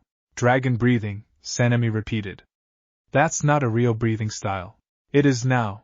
A pause during which Sanemi's scarred face ran through several expressions in rapid succession. "You brought an upper moon to this meeting," he said, and the sentence was not an accusation yet but was building toward one. "I brought information about Musen's location," Issei said. "Akaza provided it. In exchange for a treatment I am developing that may address the demon transformation at its root." The courtyard was very quiet. Even Yuzui had stopped moving. "Address the demon transformation," Sanemi said slowly, with the careful pronunciation of someone repeating a statement they want to be certain they understood correctly before responding to it. "The sun-chakra can reach the original person inside the demon transformation. I have evidence that the person who existed before the curse is not erased. They are encased. If I can map the architecture of Musen's will embedding well enough to work around it, the transformation may be reversible." He let that sit. What happened in the courtyard after that sentence was one of the more instructive silences Issei had experienced. He could read every person in it. Mitsuri's hands had come together at her chest, and her expression had moved from genuine delight to something considerably more fragile and more precious. Tomioka's eyes had shifted in a direction that suggested internal motion behind the external stillness. Muchiro had tipped his head at an angle that in anyone else would have meant curiosity. Jyomi's prayer beads had stilled. Sanemi looked like a man who had been handed something he was not going to accept without a fight, not because he did not want it but because wanting it was something he could not afford to do without protection. "My brother," he said, very quietly, "became a demon." The courtyard held that sentence. "I know," Issei said, just as quietly. "I killed him." "I know. If what you're saying is true," Sanemi said, and his voice had shifted into territory that was raw in a way that his anger never was, because anger was armor and this was not. "If it was possible to recover a demon, then—" He stopped. He looked at the ground. The prayer beads in Jiomi's hands had resumed their movement, very slowly. I cannot tell you what would have been possible for your brother specifically, Issei said. I don't have enough understanding of the technique yet to make promises about specific cases. What I can tell you is that the possibility exists, and that I intend to develop it as fully as I am able, and that every demon recovered is a person returned to something that was taken from them without their consent. Sanemi looked up at him. His eyes were not soft. They were not going to become soft. But there was something behind them that was not the scarred forward motion of grief converted into combat, and that something was new, and it was listening. Prove it, he said. That is exactly what I intend to do. A beat. Then Rengoku stepped forward, and the warmth he brought with him shifted the temperature of the courtyard in a way that was not metaphorical. I was there, he said. At the Mugen train site. I watched him engage Akaza. I watched the technique he is describing applied in a live situation, to Upper Moon 3, and I watched Upper Moon 3 respond to it in a way I have never seen a demon respond to anything. He paused. I believe him. I believe the possibility is real and I believe it is worth pursuing. The weight of Rengoku's statement settled over the courtyard the way the weight of Rengoku himself settled into any space he occupied, fully and without reservation. Mitsuri said very softly, I want to believe it too. Belief is not required, Issei said. Evidence will be provided. Give me time to work, and the evidence will come. Tomioka spoke for the first time, in the flat, certain voice of someone who does not say more than they mean. What do you need from us? And Issei told them. He spoke for 40 minutes, which was longer than he usually spoke in groups, but the Hashira were people who had organized their lives around making correct decisions in imperfect information environments, and they deserved the full picture. He described the technique. He described the architecture of what he had found in Akaza. He described the wall of Muzin's embedded will, and the information about Muzin's location, and the strategic logic of addressing the source rather than managing the symptom. He described what he needed in terms of time, territory, access, and the particular kind of support that only people who knew this world's geography and demon distribution could provide. When he finished, the courtyard was quiet again, but it was a different quiet. The quiet of people who have made a decision and are in the moment just before the decision begins expressing itself in the world. Oyakata-sama, the master of the estate, who had been present throughout in the particular way of someone for whom presence does not require visibility, spoke in a voice so soft it was almost a whisper and yet completely audible in the courtyard stillness. This is what we have been waiting for, he said. Not the strength alone. The strength alone we have prayed for many times, and the strength alone has not been enough. But strength in service of understanding. That is different. That is new. A pause that had the quality of something very old. You have our support. All of it. Whatever you need from this core, from this estate, from whatever time remains to us, it is yours. Issei bowed. It was a proper bow, learned over years of operating in environments where respect was expressed through form, and it landed in the courtyard as exactly what it was, a person who knew the weight of what they had been given and was acknowledging it without performance. Sanemi Shinizugawa did not bow. He also did not leave. He stood at the edge of the courtyard with his scarred face and his pale green eyes and his grief held in forward motion, and he looked at Issei across the space between them, and after a long moment, he gave a single, short nod. It was not agreement. It was not trust. It was the most carefully rationed acknowledgement that a man in his position could offer, and it cost him something to offer it, and Issei received it with exactly the weight it deserved. Chapter 11. The Architecture of Muzin's Curse. He spent the next 3 weeks at the Butterfly Estate. This was Shinobu's suggestion, offered in the form of a statement rather than a question, which he had come to understand was her method for suggestions she considered obvious. The estate had the best research resources of any Hashira property she was aware of. It had the medical knowledge. It had, crucially, the privacy that this particular work required, because what he was attempting with the sun-chakra on a demon who had agreed to be studied was not something that would benefit from an audience of people who had not yet committed to the project. Akaza came to the estate. This was its own species of logistical challenge, given that several of the younger students initially had to be relocated for their own peace of mind, and given that Aoi's reaction upon first seeing an upper moon in the estate garden was to stand very still and breathe very carefully in the way of someone exercising significant self-discipline. But the challenge was managed, primarily because Akaza himself was behaving with a restraint that Issei found he could not describe adequately without noting that it appeared to be costing the demon something. He was not the upper moon at the Mugen train. He was not the demon who had killed his way through the Hashira ranks over the course of a century. He was something trying to be either of those things and not yet certain what it was instead. Shinobu observed him with the compound attention of a scientist who has just been handed a specimen she did not know existed. She did not touch him. She did not speak to him directly for the first 4 days. She studied from a clinical distance the way she studied everything, building the framework of her understanding before committing to any specific interpretation, and on the 5th day she came to Issei's workroom with a set of notes that covered 6 pages in her precise small handwriting. "The demon transformation is not uniform," she said, setting the notes on the table between them. "I have been comparing Akaza's current state, as you have described it to me, with the records I have of Nezuko Kamido's condition, with the documentation the former core researchers compiled on demon physiology, and with my own observations over 6 years of studying demon anatomy during autopsies. And the transformation operates on a gradient. It is not a binary state of demon or human. It is a process, and the process has stages, and the stages are anchored by the concentration of Musen's blood in the subject's system." She indicated the 2nd page of her notes. "A newly turned demon has a relatively low concentration.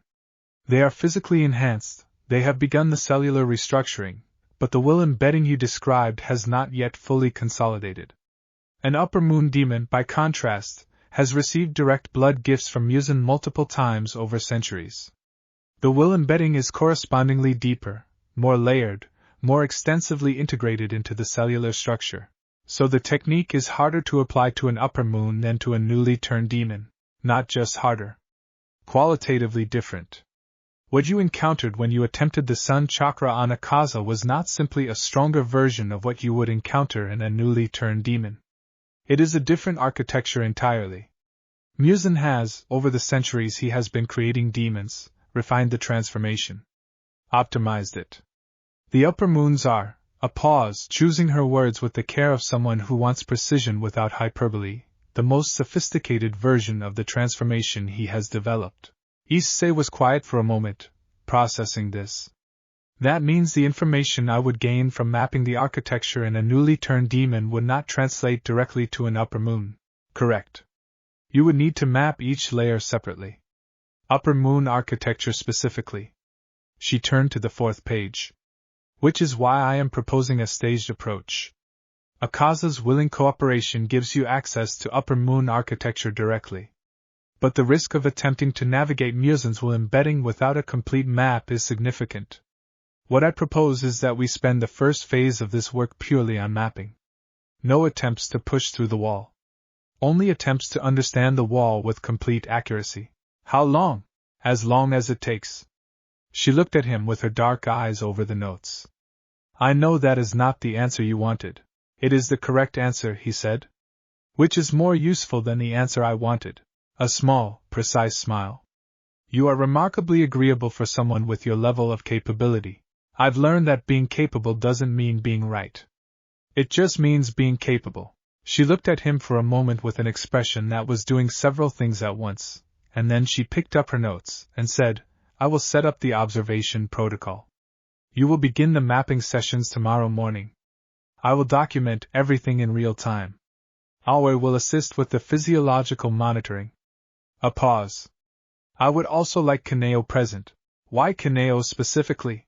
"Because she has an observational acuity that I have not found in any other person I have trained," Shinobu said simply, without emphasis, the statement of a fact. "She will notice things that the monitoring equipment misses and that I may miss. And because," a shorter pause, "she has a personal stake in understanding the upper moon physiology, and I prefer that she develop that understanding in a controlled environment with me present rather than in an uncontrolled one." Issei understood exactly what she meant by the second reason and approved of the thinking completely. "Then we start tomorrow," he said. "Tomorrow," she confirmed. And then, with the warmth that lived behind the precision and appeared only when she chose to let it through, "Thank you for bringing this to us. For treating the possibility as real rather than as something to be tested against skepticism until it failed.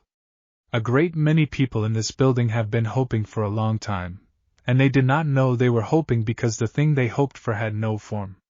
You gave it a form. That is not nothing."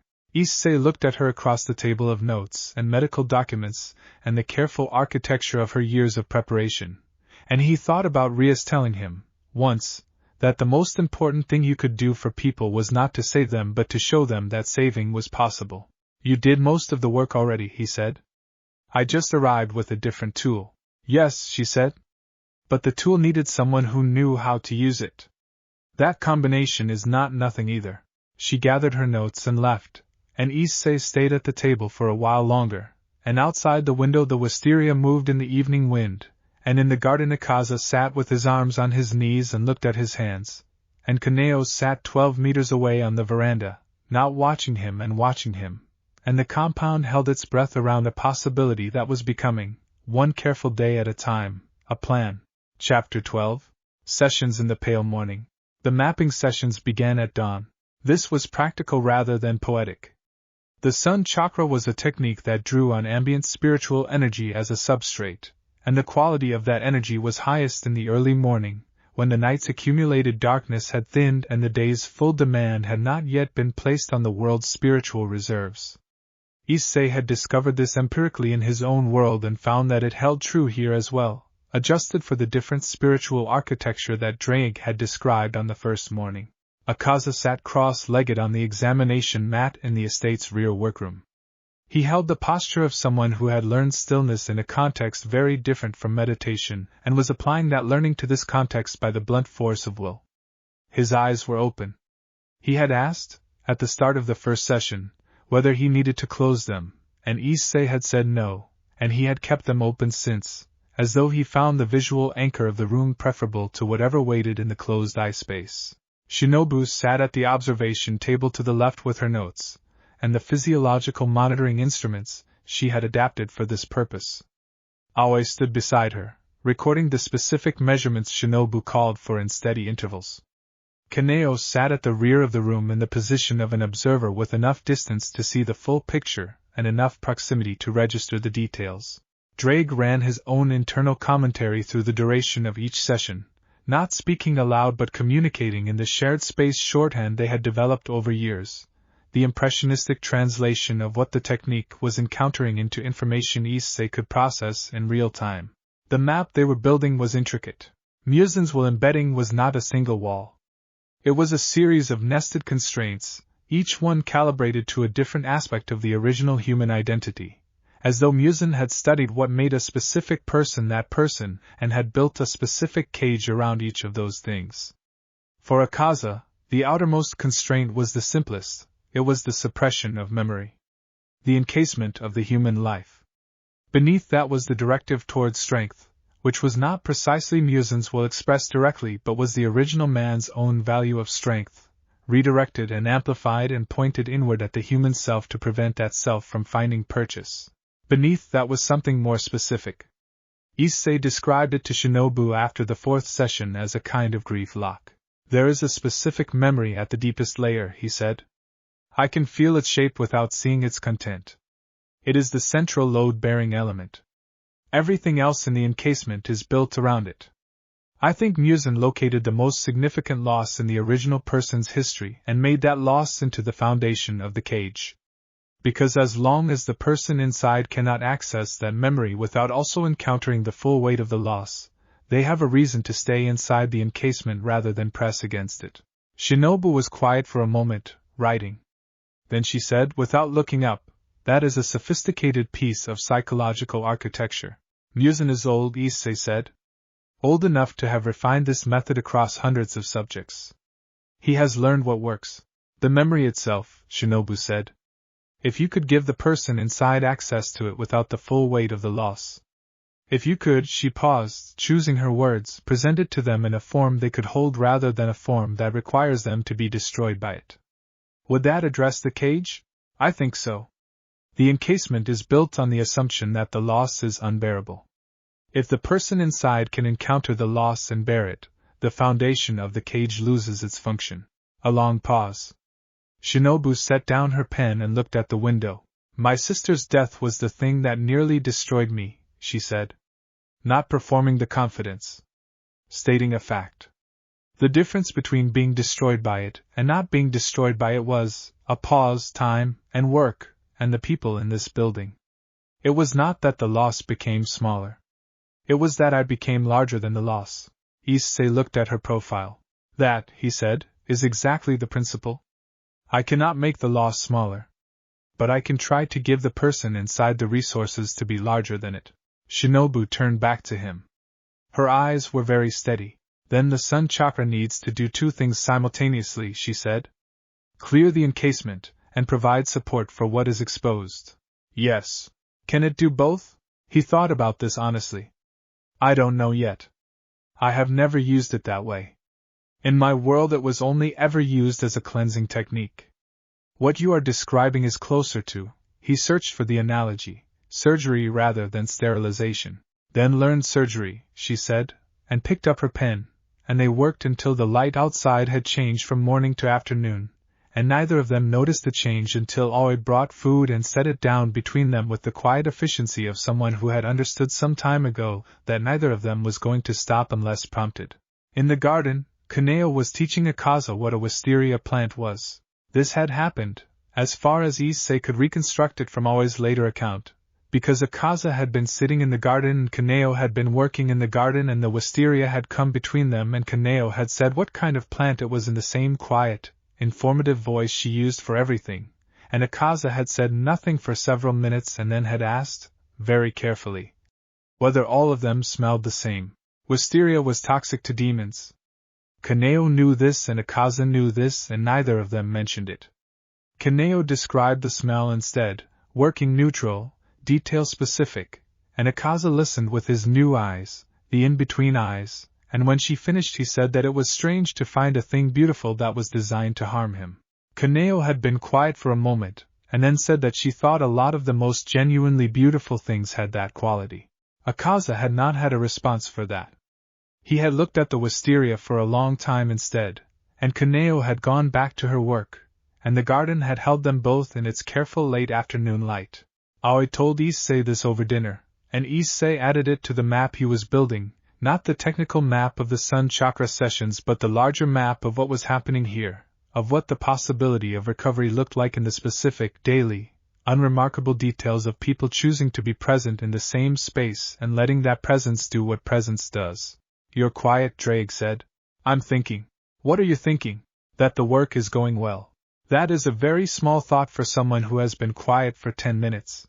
Issei looked out the window of his room at the garden, where the wisteria was silver in the late light. I'm thinking that this is the right place and the right time and that the people here are, he paused, extraordinary. Not in the way of people with extraordinary power. In the way of people who have decided that the hard thing is the thing worth doing, and who have organized their entire lives around that decision. Drake was quiet for a moment.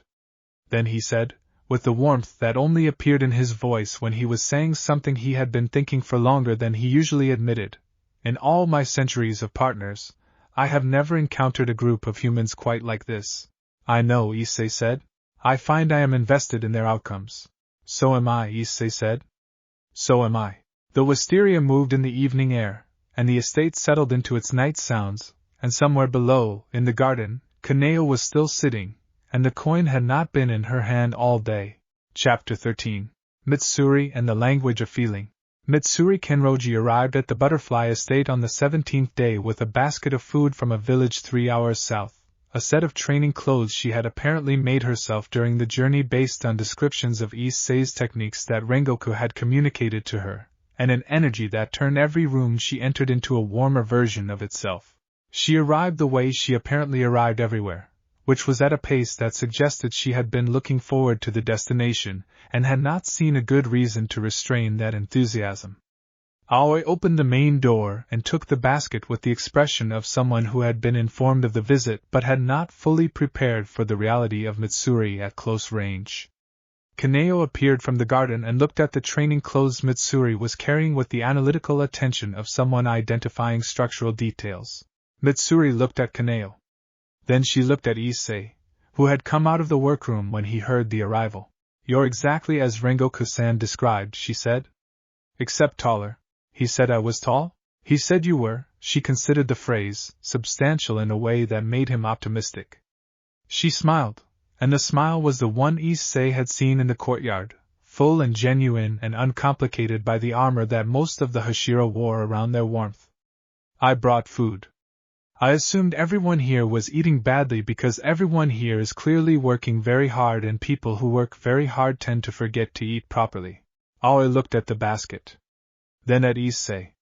The expression communicated, with the economy of someone who had become excellent at silent communication, she is correct.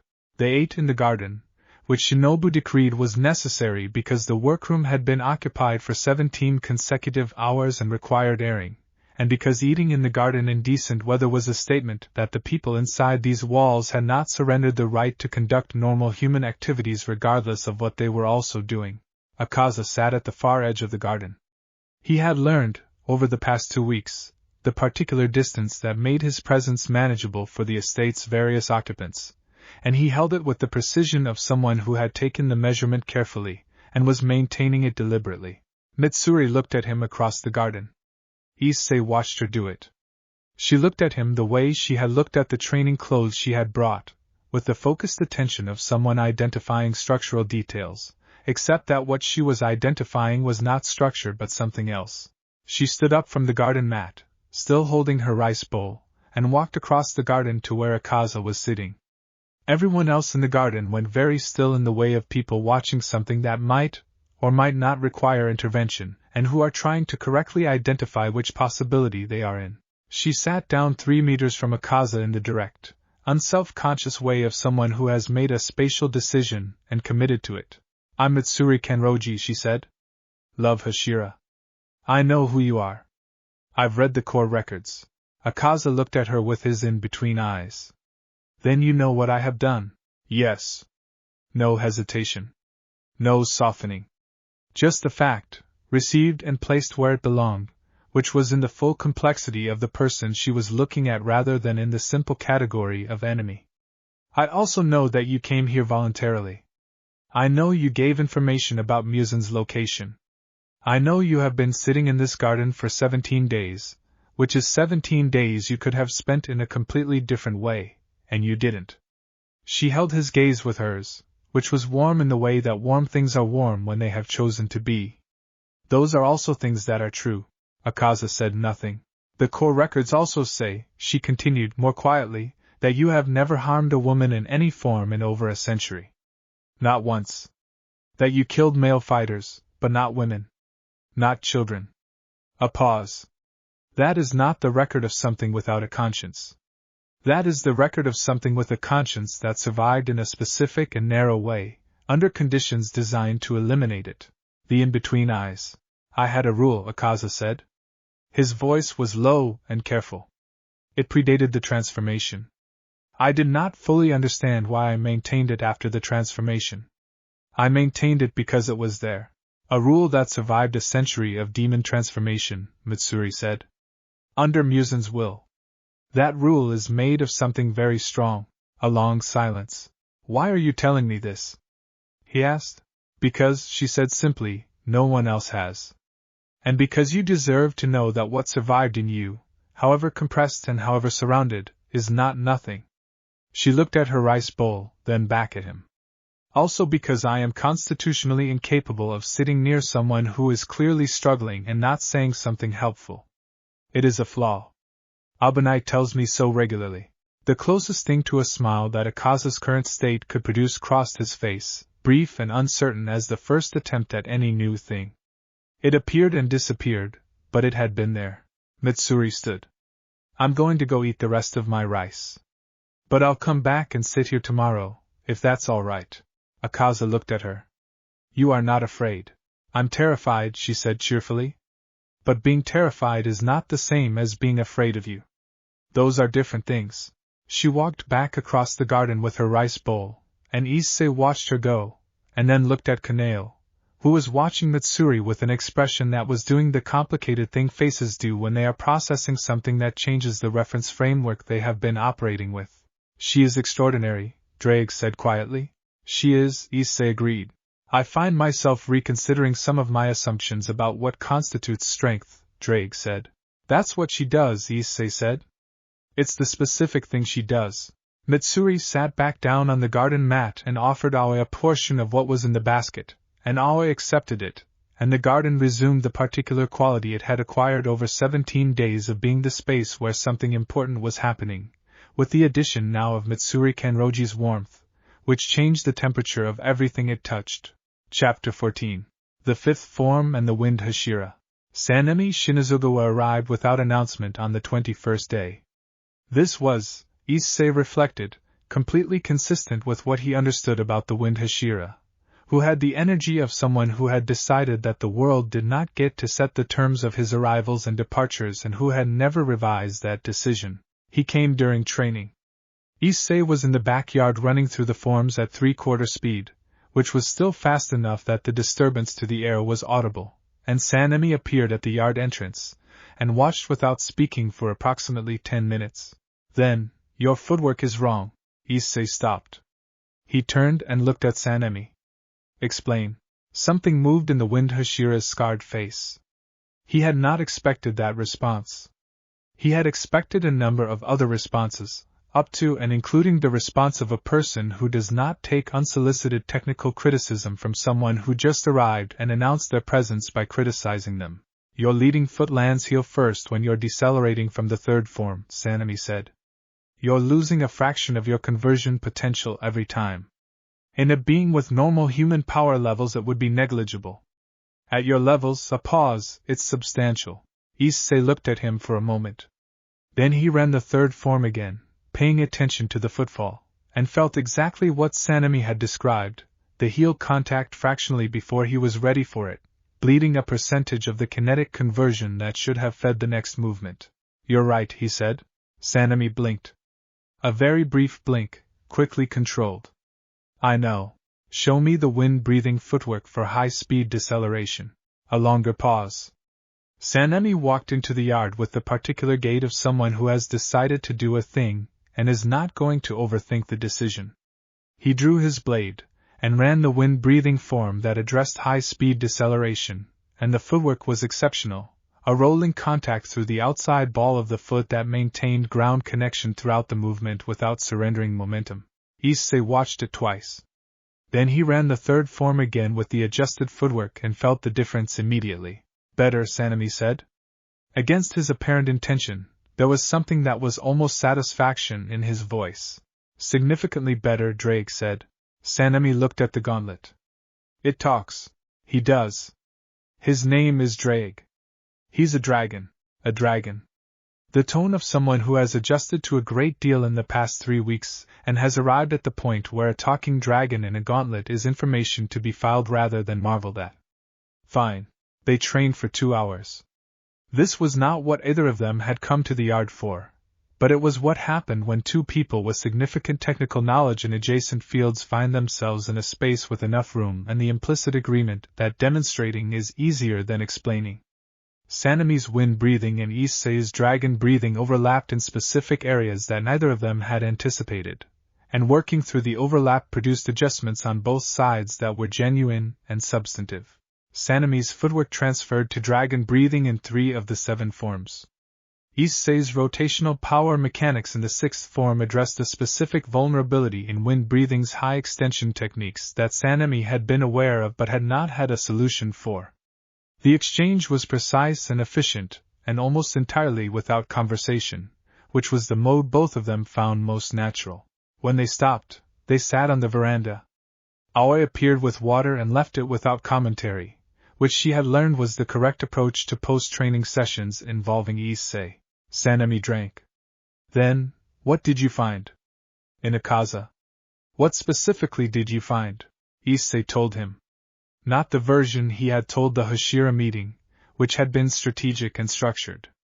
The version he told himself when he was working through the implications. The grief lock at the center of the encasement.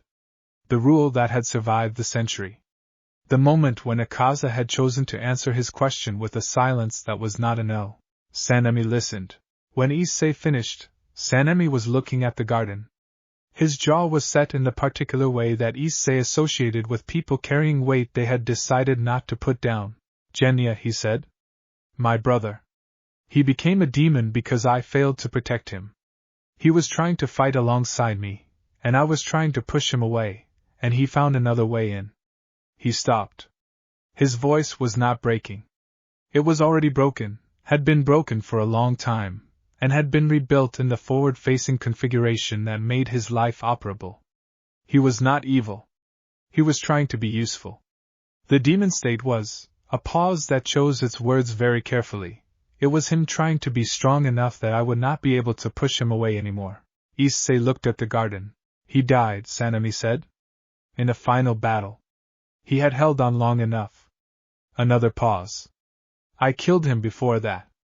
To save him from what the demon transformation was doing. But I have thought, since, his voice was very controlled, I have thought, since then, whether there was another option I did not see. There may have been, Issei said, and he said it with the honesty that the conversation required. I don't know. I don't know enough yet. What I am developing may not have worked for him. I cannot tell you that. But the possibility exists that what I am developing could have given him a choice he was not given. Sanemi turned to look at him directly. His pale green eyes and the scarred face were not soft, would not be soft, but they were asking something. Make it work, he said. Whatever it takes. Make it work so that the next one doesn't have to be the last option. That is exactly what I intend, Issei said. Sanemi stood. He picked up his Hiyori from where he had set it, and put it back on with the efficient movements of someone readying themselves to leave. Your sixth form, he said. The rotational mechanic. You're overcommitting your shoulder on the final rotation. You're generating more power than you need and sacrificing the ability to redirect. I know, Issei said. I've been working on it. Work harder. He said it without cruelty, just the flat precision of someone who has identified a correct technical observation and delivered it. He walked to the yard entrance, paused. I'll come back in a week. I want to see the third form footwork at full speed. He left. Issei sat on the veranda with his water cup and looked at the yard where their footprints were still visible in the disturbed gravel. Two different patterns overlapping in the places where the work had met. Progress, Drake said. Yes, Issei said. On several fronts. Chapter 15. Breaking the Grief Lock. On the 28th day, Issei told Shinobu he was ready to attempt the central layer. She looked at him across the workroom table where they had spent the better part of a month building a map detailed enough to navigate by, and she said, Tell me your approach. He told her. The technique would not attempt to remove the grief lock by force. It would instead attempt to do what Shinobu had described in the abstract, to expand the person inside the encasement to the point where the grief was bearable rather than to reduce the grief to the point where it no longer served as a wall. The sun-chakra had, in its original design, a secondary function he had not used since the early days of learning it. It could provide a form of spiritual stabilization, not healing in the physical sense but a steadying of the inner structure that allowed a person to encounter difficult material without being structurally compromised by it. The way a room can hold a storm without the walls coming in. The risk, he said, is that I am asking the technique to do something it was not specifically designed for. It was designed for demons in my world, and the architecture here is different. I cannot fully predict what the stabilization will feel like from the inside. Have you consulted with Akaza about this? At length. Yesterday and this morning. He understands the risk and he has agreed to attempt it. A pause. He trusts you, she said. He trusts the possibility. That's enough. She nodded once, with the precision of a decision made and committed to. Then we proceed. I will have everything prepared within the hour. The session that morning had a different quality from the 27 that had preceded it. The room was the same. The positions were the same. But something in the air carried the particular weight of a day that both parties understand will be different from the days before it. Akaza sat on the mat with his hands on his knees and his in-between eyes very still. If this does not work, he said, when Issei sat across from him, I want you to know that these 28 days have been, He searched for the word with the effort of someone who does not have a large personal vocabulary for this category of experience, the first ones in a very long time that I have chosen. Issei looked at him. It will work, he said. Not with false confidence. With the particular quality of commitment that was not prediction but intention. Maybe not completely. Maybe not today. But we will get there. He placed his hand on Akaza's sternum. Dragon breathing. Full concentration. Sun-chakra, second function, surgical application. The warmth extended. It moved through the familiar outer layers of the encasement the way water moves through a landscape it knows well, and Issei let it find its depth without directing it, because the direction was established and the technique now needed only patience and breath and the willingness to hold steady while the difficult work happened. It reached the grief lock. The grief lock was old. It was old in the way that a tree growing through a stone wall is old, not just the age of the tree or the age of the stone, but the age of the specific relationship between them, the decades during which the tree had grown around the stone and the stone had pressed into the tree and both had become the thing that the other had required them to be. The grief was not separate from the man inside. It was part of the shape of him. Issei did not try to remove it. He built a room around it. This was the only way he could describe, afterward, what the sun-chakra did in that moment. It did not cleanse the grief. It did not dissolve the lock. It created a space around the grief that was large enough to contain it, warm enough to sustain the presence that would have to look at it, steady enough to hold the weight of what a century of encasement had accumulated. He felt the moment when the person inside encountered the grief directly. The moment came as a sound. Not from Akaza's throat. From somewhere deeper, from the compressed point inside the encasement, that had been waiting a century for enough space to make that sound. It was not the sound of someone breaking. It was the sound of someone finding, against every expectation, that the floor was still there. The demon markings on Akaza's face flickered, not like a dying flame. Like a new one, testing its air. Shinobu was at the monitoring table with her pen moving rapidly, and her own expression controlled into the professional mask of a scientist in the middle of something significant. But her eyes were bright in a way that the mask could not fully contain. Aoi had stopped writing and was watching with her full attention, both hands pressed flat on the table in front of her. Kaneo sat very still at the back of the room. Drake said nothing. He was holding the connection between his power and the sun-chakra as steady as breath, providing the foundation without directing anything, because this was not a moment for dragons or for the strategy of combat. This was a moment for a person and the thing they had lost to be in the same room together and see what was possible. The warmth in Issei's palm changed character. It became, briefly, the specific warmth of a thing recognized. Not the sun-chakra identifying the original person. The original person identifying the sun-chakra. Reaching back. Reaching toward the thing that had built the room around the grief and asking, with the wordless directness of deep human will, is there a way out? Issei let the answer flow through the contact. Yes. Not today. Not completely. But the door is here and I know where it is and I will come back and I will build it wider every time until the day you can walk through it. The flickering of the demon marking settled. Akaza's eyes closed. When they opened, the in-between space had deepened. There was more of the person and less of the demon in the distribution, not dominant, not free, but present in a way that had not been present before. As though the compression had eased by one layer, and that one layer was enough to change the quality of the light. Issei withdrew the sun-chakra slowly. The room held its silence. Then Akaza said, in a voice that was not the voice of the upper moon and not quite the voice of the person underneath but occupied the space between them with something that was trying to be both, there was a girl. No one asked him to continue. She was ill. I could not. A long pause, during which the century of encasement pressed back and then yielded, very slightly, to the room that had been built around it. I could not save her. I tried. I was not enough. And then, another pause, someone came. For the person who could not save her. And then there was nothing. He looked at his hands. The demon markings were still there. He was still a demon. The transformation had not been reversed.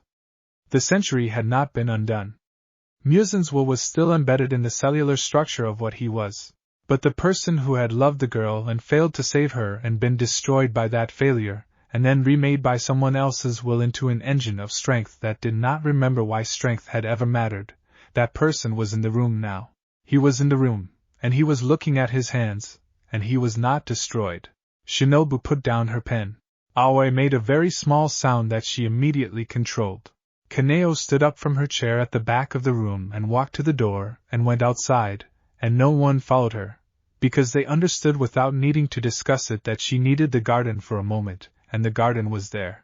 Issei sat with his hand lowered and his breathing returning to its resting rhythm and looked at Akaza with the expression of someone who has arrived at the threshold of something that was not the destination but was the proof that the destination was real.